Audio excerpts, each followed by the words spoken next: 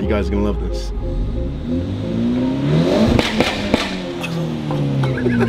Jeez.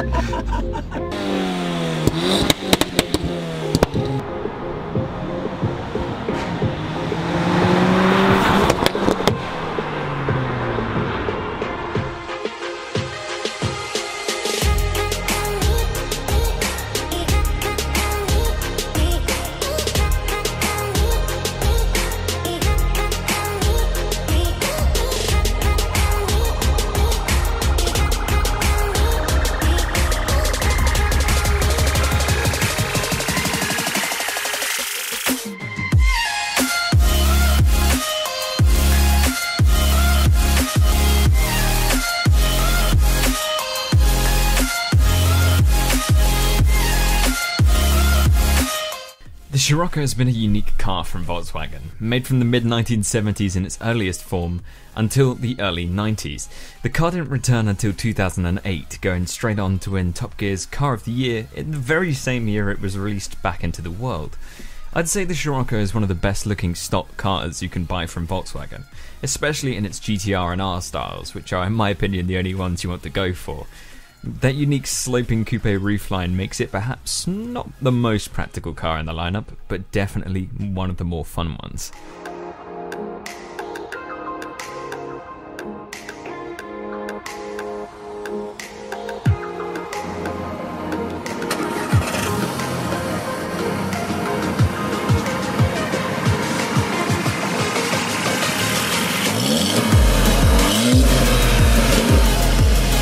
Hello lads, and welcome to this very interesting car. My man Luke over here, and his Volkswagen Scirocco GT, I do believe. Yes, it's the GT model.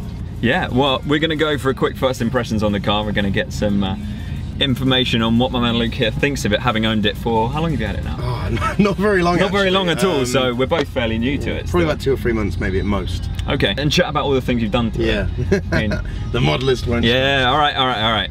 And how you been enjoying the car, first off? Like, good experience to start with? Yeah, I'd say 100% love it, to be fair. So I've been, the only cars I've owned over the years is I had a VW Polo was my first car. That was a 60 plate, that was brand new, luckily. I had a little part-time job, so I got that on finance. That was during school. Then that was 60 brake horsepower, then upgraded to a 105 brake horsepower Polo. And then I've been driving my dad's 2-litre TDI Golf. So you've been VW and VAG sort of stuff constantly, but they just feel like solid cars, don't they? Like, they do. It feels good. I like it. I mean, performance-wise, since we can open it up a bit, it's a bit wet. Yeah, it doesn't really want to get traction, but it really struggled to get traction then. It's wet as well. And a little pop at the end.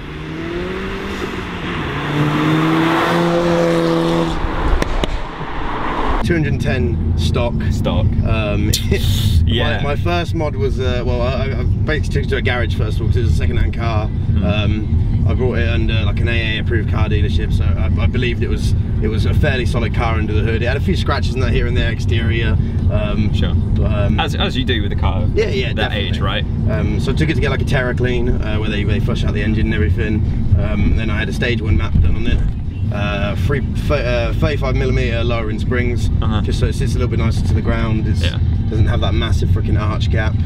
That took up to about 250-ish, I believe, maybe 260. Right. And I drove that for a while. That was nice, and I got a little bit bored of it again. And now I've done it's now got a downpipe, Miltech downpipe, decat, uprated diverter valve, and a stage 2 remap. Oh, and a pipe across air intake.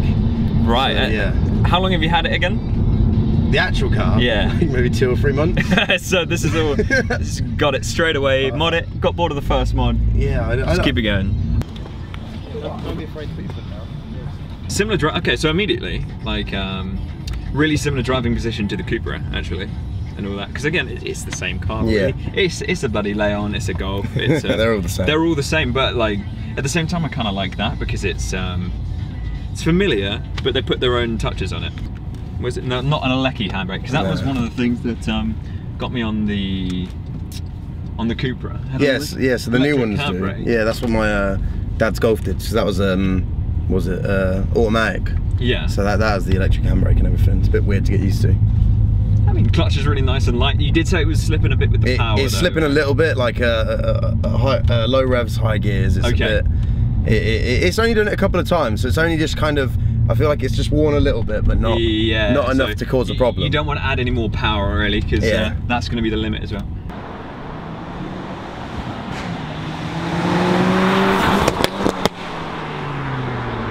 Off that, I mean, it feels great. It feels solid. It feels like a, you know, like any VW group car around this range. Like everything is quite nice, material-wise, and sound insulation's nice. Like it seems like just a fairly sturdy. Seats are pretty cool. Actually, I quite like the sort of slightly sportier. Yeah, what I really like is the two rear seats. Yeah, they're unique actually. Yeah, it doesn't have that little middle seat, and it feels like, I don't know, because it just has two seats in the back, it feels a little bit more sporty. What's the does the little comfort sport button actually do much at all? I don't really think so. Right, okay. You can start around there. You can start feeling like it wants to pull a bit from. That was from around 2,500, 3,000. So. That was half throttle, and that's when you feel you felt the wheels slip just a little bit. Then you're like, that wasn't even half throttle, mate.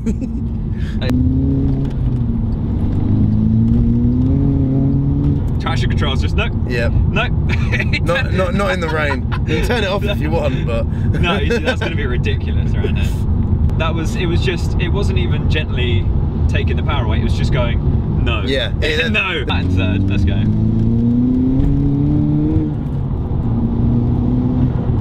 Yeah, you can feel the traction control trying to limit it a little bit. It's like just take it easy. It's the wet, and it's like nah, don't.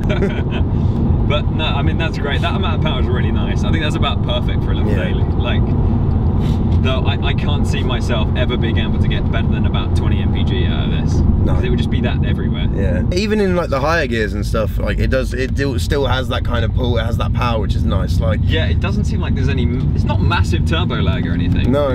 Yeah, it's quite it's impressive to be fair for what it is.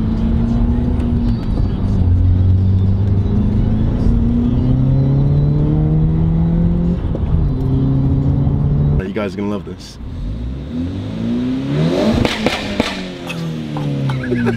Jeez.